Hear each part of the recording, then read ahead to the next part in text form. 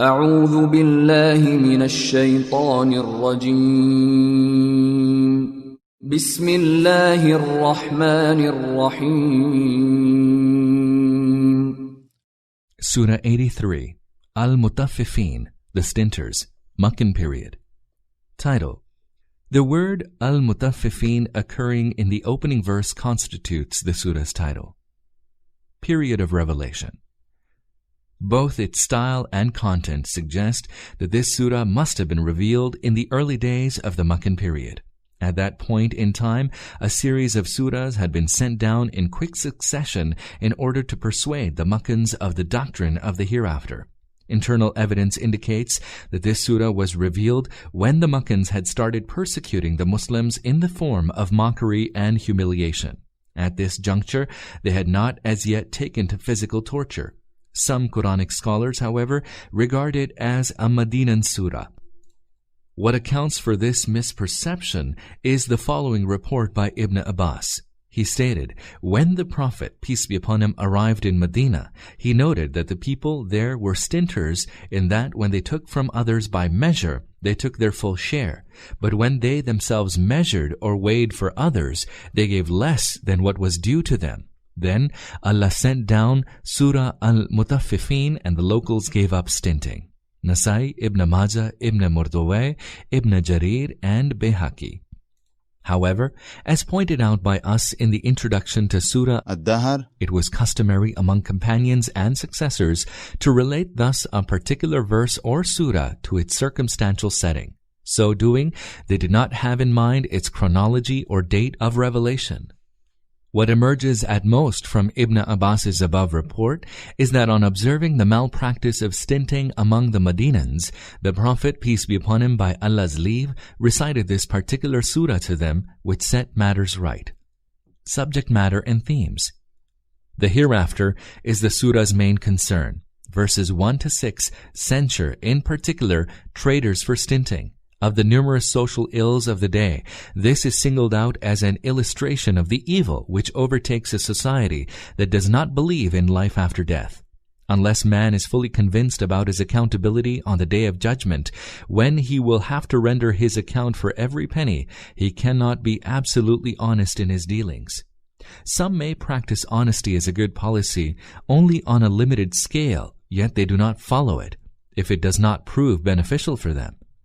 Only God consciousness and a firm belief in the hereafter can infuse true and abiding honesty and fairness in man. For then he takes honesty as part of his religious duty, not some policy that may be followed only as long as it is rewarding for him.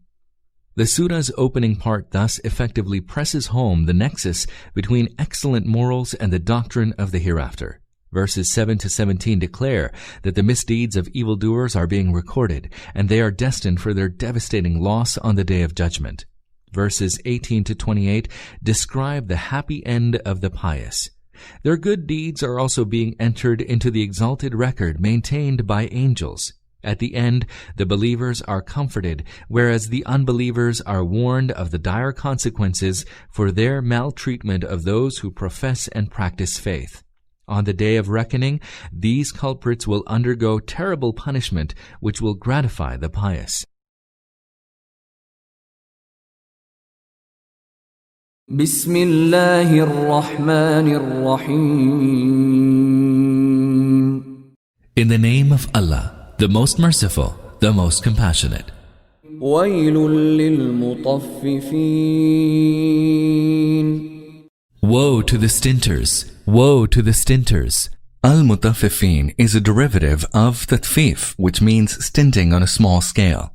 While measuring or weighing, these dishonest traders deprived every customer of only a little of his due. These unsuspecting customers did not realize that they had been cheated. الذين إذا اكتالوا على الناس يستوفون. Those who, when they take from others by measure, take their full share. وَإِذَا كَالُوهُمْ أَوْ وَزَنُوهُمْ يُخْسِرُونَ. But who, when they measure or weigh for others, give less than their due. but who, when they measure or weigh for others, give less than their due. Throughout the Quran denounces stinters and urges fairness and honesty while measuring and weighing. Take these Quranic verses as illustrative, and give full measures and weight with justice. We do not burden anyone beyond his capacity. Al-An'am 6:152. Give full measure when you measure and weigh with even scales. Bani Israel 17:35. You may not transgress in the balance, but weigh things equitably and skimp not in the balance. Al-Rahman 55:8-9. It is worth mentioning that the Prophet Shuaib's community, peace be upon him, incurred divine punishment for their crime of stinting. They had disregarded their messenger's repeated exhortations to refrain from it. ألا يظن أولئك أنهم مبعوثون. Do they not realize that they will be raised to life ليوم عظيم. on a great day, on a great day? The day of resurrection has been called a great day because on that day all humans and jinn will be called to account, and God himself will judge them all. Furthermore, on that day, hugely important decisions will be made about whom to reward and whom to punish. يوم يقوم الناس لرب العالمين. A day when mankind will stand before the Lord of the universe. كلا إن كتاب الفجار لفي سجين. No, indeed. Verily, the deeds of the wicked are in the record, locked up in the prison house. No, indeed. Those who believe that they will not be held to account after they have engaged in evil during their worldly lives are certainly mistaken. Verily, the deeds of the wicked are in the record, locked up in the prison house. Sijin, a derivative of Sijin, represents a prison house. However, it is fairly clear from its usage in this surah that it is used in the sense of a record containing details of the evildoer's misdeeds. وما أدراك ما سجين. And how would you know what the record of the prison house is? كتاب مرقوم. It is a book inscribed. ويل يومئذ للمكذبين. Woe then to those that give the lie. الذين يكذبون بيوم الدين. Those that give the lie to the day of recompense. وما يكذب به إلا كل معتد أثيم. Yet none gives the lie to it except the transgressor immersed in sin. إذا تتلى عليه آياتنا قال أساطير الأولين. Who, when our verses are recited to him, says, mere tales of olden times. Who, when our verses are recited to him, says, our verses here refers to the verses that contain information about the day of recompense. كلا بل ران على قلوبهم ما كانوا يكسبون. No, indeed. The truth is that their hearts have become rusted on account of their evil deeds. No, indeed. The truth is that their hearts have become rusted on account of their evil deeds. There was no good reason for anyone to say that the notions regarding reward and punishment in the next life were simply tales of olden times. Verse 13. What makes people say so, however, is that their hearts have become rusted on account of the sins they have committed. Hence, an idea that is wholly reasonable appears to them as merely fanciful tales of olden times. This rusting is explained by the Prophet, peace be upon him, as follows. When one commits a sin, a black stain appears on one's heart.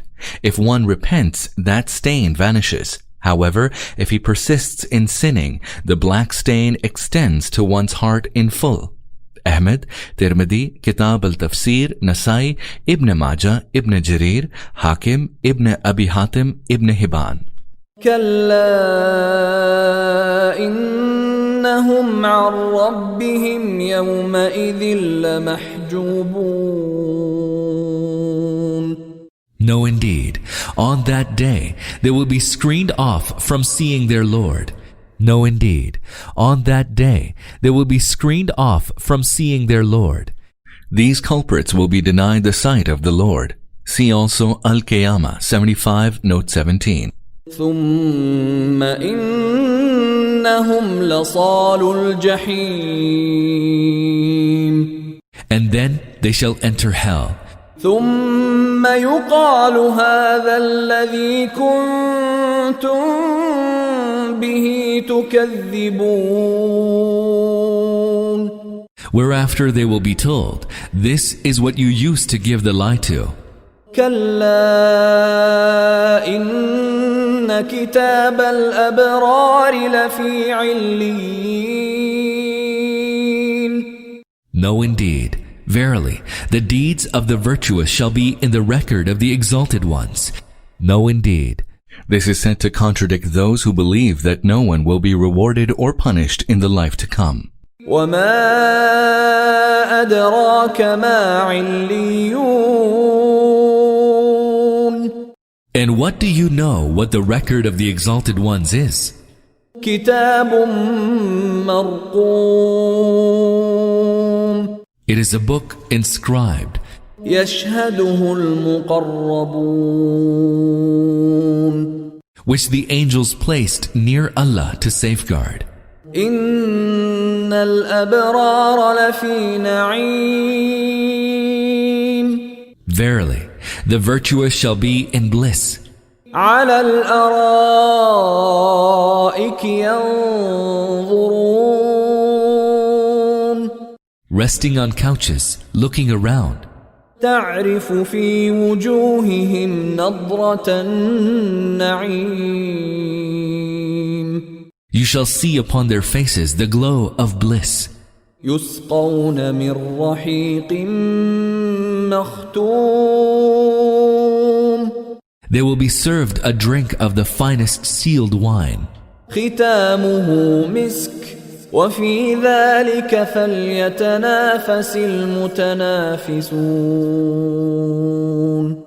Whose seal is musk, so let all aspirants aspire after that. Whose seal is musk. The words Kitamuhu misk signify that these wine containers will be sealed with musk rather than with ordinary clay. Taken in this sense, it stands for the finest quality wine served to the dwellers of paradise in containers with a seal of musk. Alternatively, it might mean that after drinking this wine, they will taste the flavor of musk.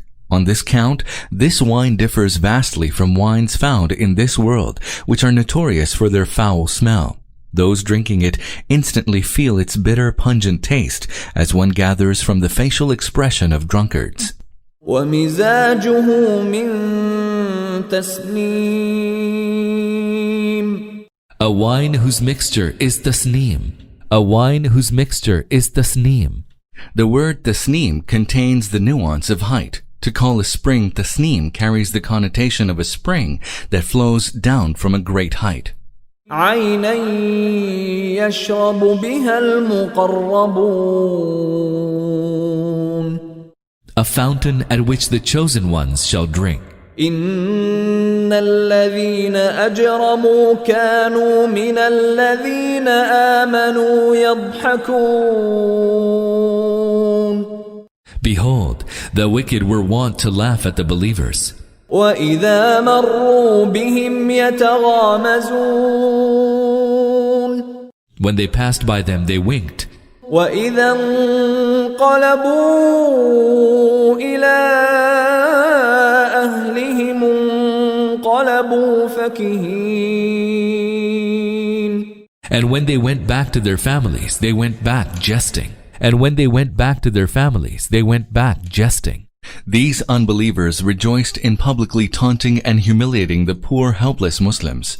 وإذا رأوهم قالوا إن هؤلاء لضالون.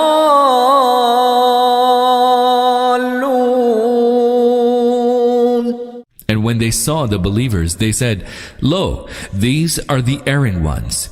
And when they saw the believers, they said, Lo, these are the erring ones.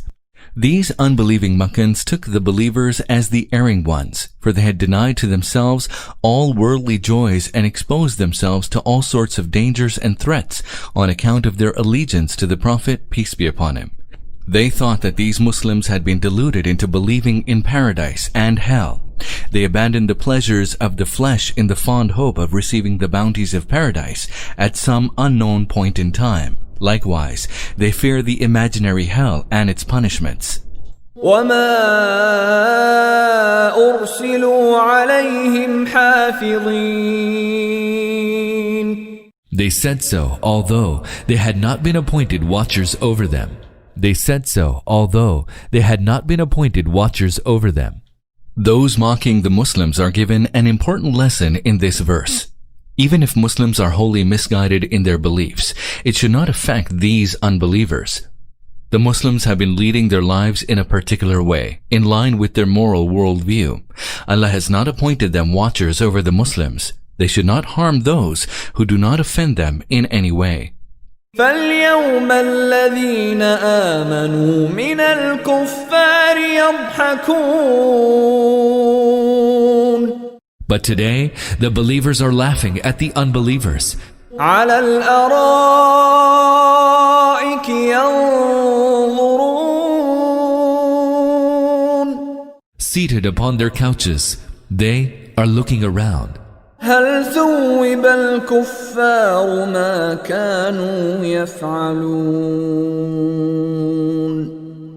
Have the unbelievers been duly rewarded for their deeds? Have the unbelievers been duly rewarded for their deeds? These words have a subtle ironic note about them. The unbelievers looked upon their persecution of the believers as an act of virtue. In this context, it is stated that in the life to come, the believers will be enjoying the delights of paradise and will observe the woeful state of the unbelievers wallowing in hell. This will certainly make them say to themselves, have the unbelievers been duly rewarded for